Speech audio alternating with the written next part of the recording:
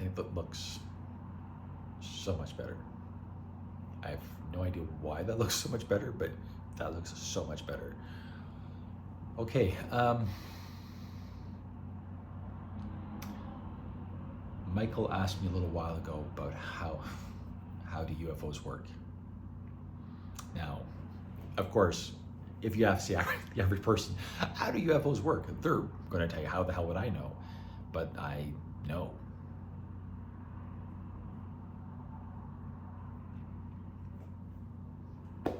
And I've always kind of known. And this is why it's weird, why I've always known how UFOs work.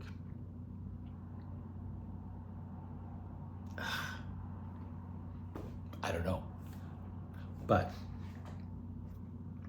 shit. Again, that sounds like something a crazy person would say.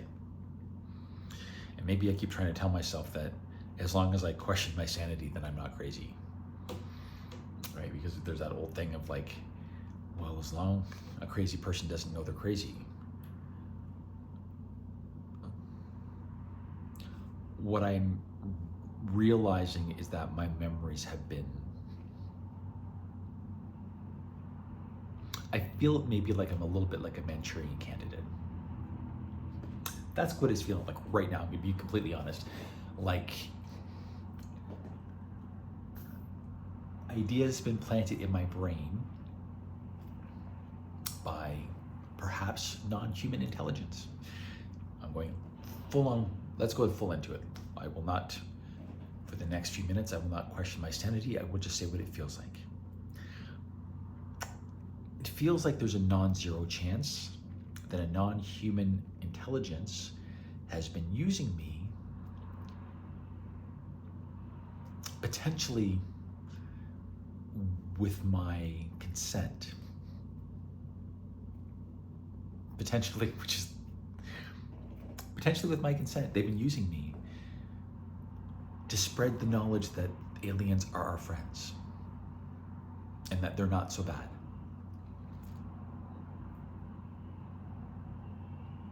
Because it just, now,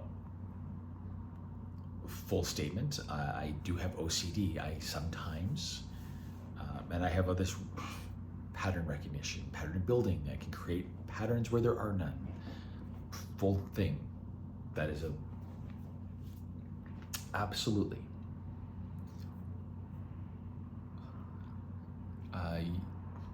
Yesterday I was talking to Michael about the movie, opening scene. It's one of those synchronicity things. Yesterday I was talking to Michael about the opening scene for Devil's Mountain. And it starts with him in the center. And I told him that I'm going to be doing a panel, what's it called? I'm going to be circling him. And it's going to be flipping back and forth between me with the camera circling here to show him. And then it's going to be the opposite of him in the forest, which is Muskrat Man, turning in the opposite direction. So it's going to be this alternate types of centrifuge. And eventually that alternate type of centrifuge creates enough energy that Muskrat Man jumps out of the air, can fly for a second because of the extra energy, and then lands on the ground. Now, that's great. That's an opening scene. I can see that. It looks fun. A couple days ago, Michael asked me, how do UFOs work? And I was like, I know, I can tell you. I can't tell you how I know, but I know how they work.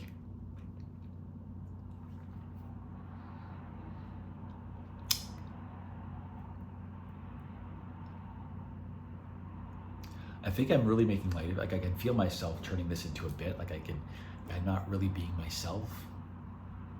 I'm performing a little bit for the camera because I'm trying to disassociate a little bit, build up a little bit of distance, because here's a weird thing that happened. Many years ago, I was standing at a bus stop and a crazy person walked up to me. As you know, that sometimes happens. A person that you can tell has just lost touch with reality. And he walks up to me with a notepad and says, "Hey, do you want to know how UFOs work?" And I look at him and say, "Well, I already know, but sure, show me what you've got." And he shows me, again, think for a moment about the thought process there.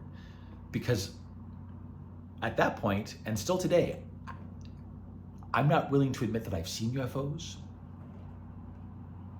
but I knew that I knew how UFOs worked. Just like, I know how they work, what did it show me? And as he was showing me, it's like, yeah, that's how they work. So it's just this weird thing of like,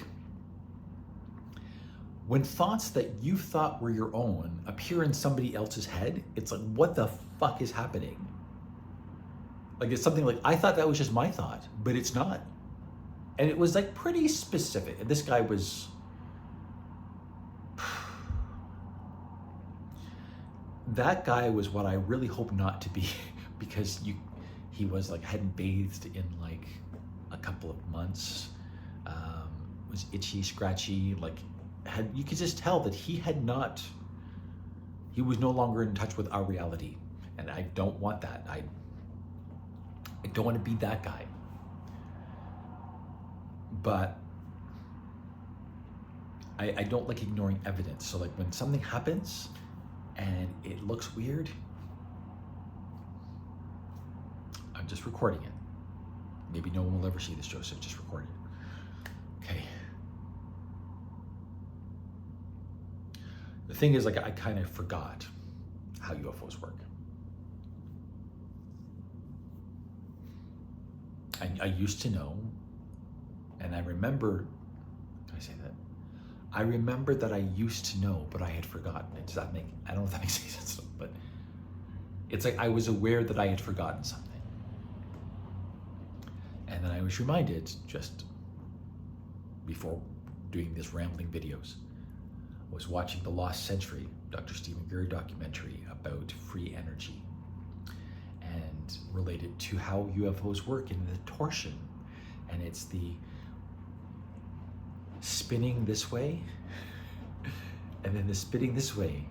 At the same time, I can't do it with my hands, but it's the alternate centrifuges that creates free energy. And again, that's how, it's why and I didn't realize how similar it was to the opening of the movie. And I wouldn't have noticed if it wasn't for like boom, boom, boom. If it had happened weeks apart, I wouldn't have.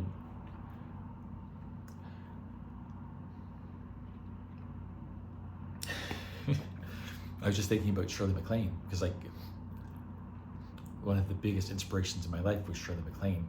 Not even her movies, although Steel Magnolias is. Anyway, well, I'm not here to pander to Shirley MacLaine. She was one of the largest influences on my entire life.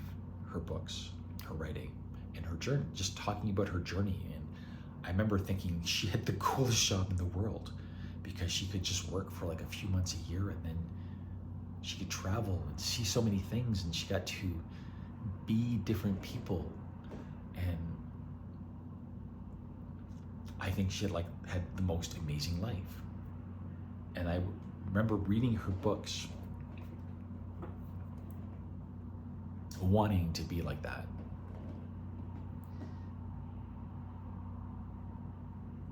It's weird because I'm getting close to that. Like, it's not, if the movie does well, I'll say that differently. If the movie is watchable, I might get the opportunity to make another movie. It doesn't have to even be good, it just has to be watchable. Maybe I get the opportunity to make another movie, and then another movie, and then maybe I won't need a day job, and I can just spend my time, I don't know, but I'm making art, being kind. I don't know what the fuck I'm gonna do.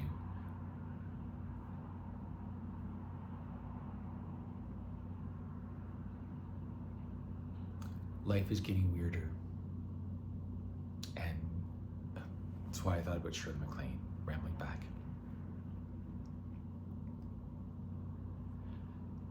And out on a limb, Charlotte McLean talked about weird synchronicities that would happen as she started getting closer to like her path, and things that she just couldn't explain. Like weird things happen, like picture frames fall off the wall. Like I had a picture of Doug Jones just literally just went boom.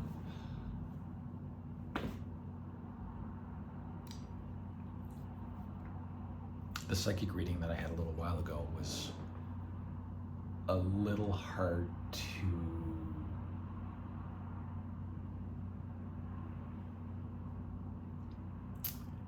discount. I mean, I went in with intention to try to be as open as possible, which is a new thing for me because I'm usually extremely skeptical. But I went in thinking, you know what, this time I will try to be open, and I had a decent rapport with the woman that was doing the reading for me. And it's weird because when she spread the cards, like she did a tarot reading for me first, and like, okay, well these are, like I do tarot card readings for myself, and they were all the same fucking cards. Like it's, that alone is like, as soon as she spread them, I'm like, okay, well this is awkward. Like it's just, it's statistically improbable. It is statistically improbable that the cards that I do for myself at my table would show up somewhere else, somebody else shuffling them with a different deck. Like, but it just so happened it was actually this, she used the Rider-Waite deck.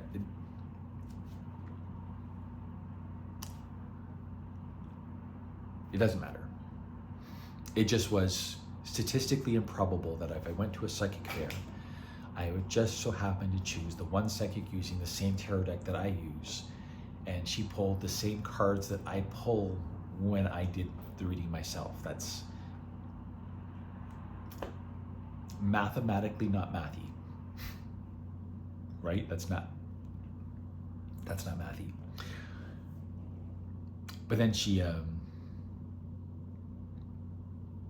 had this feeling for about a year or so that my grandfather was around, my dad's dad, and I would see him when I was going through hard times. I would just see him out of the corner of my eye, and he, especially around the time when I was deciding that I didn't want to deal with my dad anymore. And what it felt like, again, I'll never be able to prove that to anyone, but what it felt like is the spirit of my grandfather was beside me saying, you know, you should reach out to your dad because he's just an idiot. He's just an idiot and he loves you. He just doesn't know how to show it. He's just an idiot. And I said, well, you know what? I don't care. He can grow up.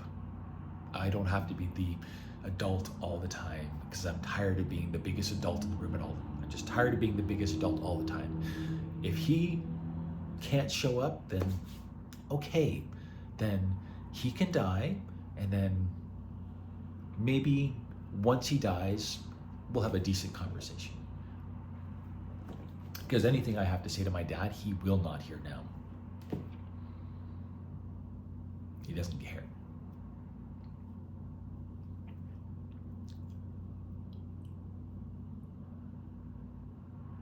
But I had that thought, and again, Mom saw things too, and she was crazy, so I just thought that I was just depersonalization or whatever, hallucination shit. But I did feel, it felt like my grandfather was there. When I could see him sometimes out of the corner of my eye. So the psychic reading, which thankfully I recorded, she was saying, who's the man that follows you? And I was like,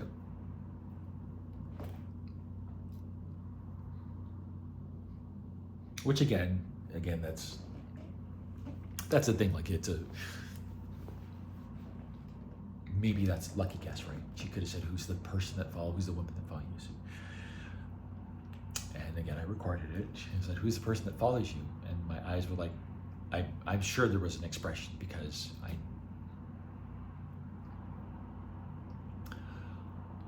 And she's like, it's your grandfather, isn't it, on your dad's side?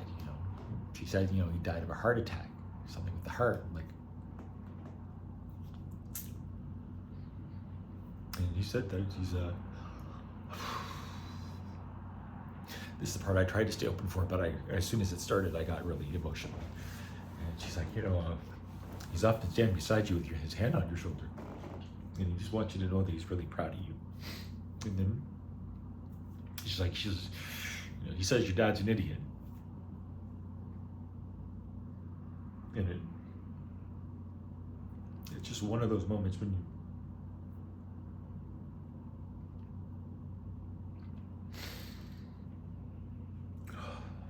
I don't know if it's real.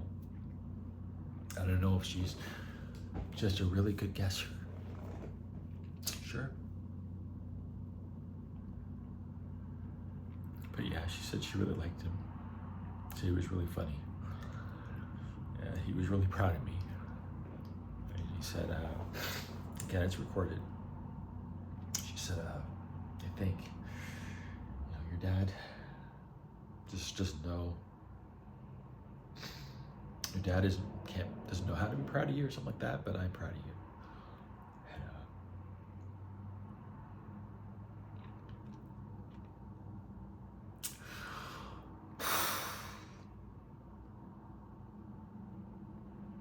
And, I really want it to be real.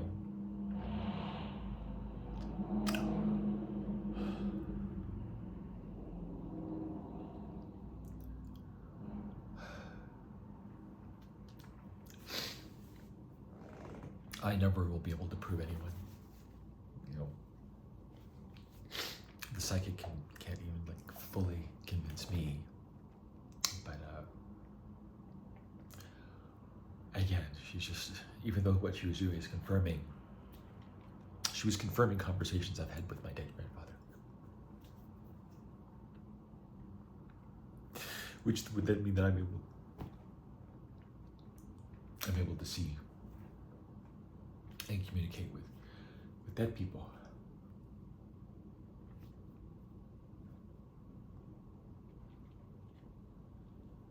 And I don't want